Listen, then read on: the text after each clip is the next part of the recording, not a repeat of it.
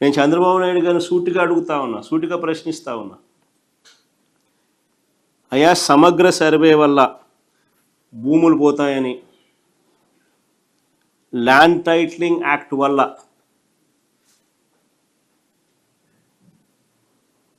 ప్రజల ఆస్తులు కబ్జాకు గురవుతాయని ఒక ప్రచారం చేసి ఒక డ్రామా చేసిన ఈ చంద్రబాబు ఇప్పుడు కేంద్ర ప్రభుత్వంలో భాగస్వామిగా ఉన్న ఈ చంద్రబాబు ఇప్పుడు పూర్తిగా యూటర్న్ ఎందుకు తీసుకున్నాడయ్యా అని అడుగుతాను. పూర్తిగా యూటర్న్ ఎందుకు తీసుకున్నావా అని అడుగుతాను. మా ప్రభుత్వ హయాంలో మేము చక్కగా సర్వే చేసినందుకు దేశంలో అన్ని రాష్ట్రాల కన్నా మెరుగ్గా మేము చేశాము అని కేంద్ర ప్రభుత్వం నుంచి 400 కోట్ల రూపాయలు మాకు రాయితీ వస్తే, మేము చేసిన పని వల్ల రాయితీ వస్తే ఆ క్రెడిట్ను తన ఖాతాలోకి వేసుకోవడానికి పడరాని పాటలు పడతా ఉన్నాడు. వాళ్ళు ఎవరు? వాళ్ళ ఎంపీ, వాళ్ళ మంత్రి, కేంద్ర మంత్రి, వాళ్ళ ఎంపీ పెమ్మసాని. ఆయన ట్వీటు మాట్లాడడం అసలు నాకు ఆశ్చర్యం అనిపిస్తుంది. ఆయన చంద్రబాబు నాయుడు నుంచి థ్యాంక్ యూ, అసలు వీళ్ళు మాట్లాడే మాటలు నాకు ఆశ్చర్యం అనిపించింది. అసలు పట్టాదారు ఇంకా మళ్ళీ అబద్ధాలు ఇంకా ఏ స్థాయి లేకపోయినాయంటే పట్టాదారు పుస్తకాలపై QR కోడ్ ఆయనే తెచ్చినాడంట. అది ఇంకొక అబద్ధాలు. అసలు నిజంగా ఈ స్థాయిలోకి ఒక మనిషి ముఖ్యమంత్రి స్థానంలో ఉంటూ, ఆయన కన్నా నేను కొడుకు వయసులో ఉన్నా. నేను మా నాయన ఆయన ఇద్దరు సమకాలికులు. నేను కొడుకు వయసులో కూడా నాతో కూడా కాంపిటీషన్ చేయలేకున్నాడు. మా నాయన కథ దేవుడు ఎరుగు.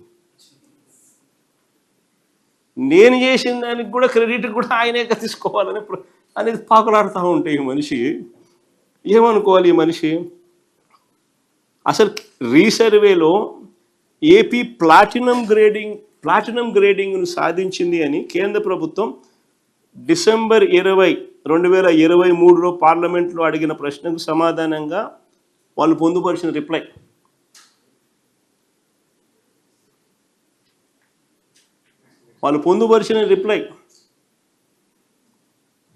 ప్లాటినం గ్రేడ్ ఆంధ్రప్రదేశ్ గవర్నమెంట్ సాధించింది అని 2023 డిసెంబర్లో పార్లమెంట్లో అడిగిన ప్రశ్నకు సమాధానంగా వాళ్ళు పొందుపరిచినారు. 168 districts of states of which AP is part have completed 99% and above of the work on 6 components.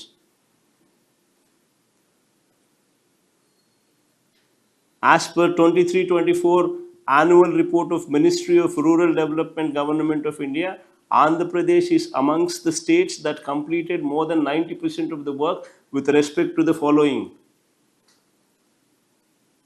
అని ప్లాటినం గ్రేడ్ ఇచ్చినారు. ఆశ్చర్యం ఏందో తెలుసా? ఇది జరిగింది 2020 డిసెంబర్ 23.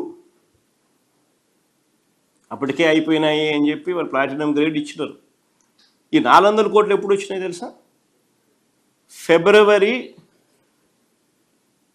19, 2025, అంటే చంద్రబాబు నాయుడు ముఖ్యమంత్రి అయిన 6-7 నెలలకు ఫిబ్రవరి 19, 2025కి 400 కోట్లు వస్తే ఆ 400 కోట్లు చంద్రబాబు నాయుడు చేసిన గొప్ప పనికి కేంద్రం ఇచ్చింది అని చెప్పి వీళ్ళు క్రెడిట్ చోరీకి పాటుపడుతూ దానికి ఆయన కేంద్ర మంత్రి ట్వీటు, ఈయన థ్యాంక్ యూ, ఈయన మళ్ళా మాటలు, QR కోడ్ ఈయన తెచ్చిన సొల్లు మాటలు,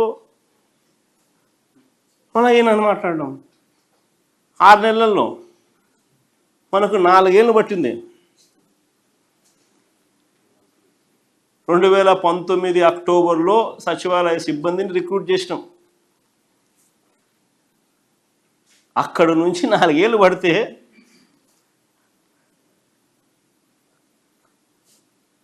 ఇది అచీవ్ చేయడానికి ఈ మనిషి 6 నెలల్లో ఆ క్రెడిట్ అంతా, ఆ 4 ఏళ్ళు వాడు చేసిన క్రెడిట్ అంతా ఈయన తీసుకొని ఆయన అండము, ఈయన థ్యాంక్ యూ చెప్పడము, మన దానికి అబద్ధాలు జోడించి బ్లాక్ చేయని అంటాడు, క్యూఆర్ కోడ్ అంటాడు, మన్ అంటాడు.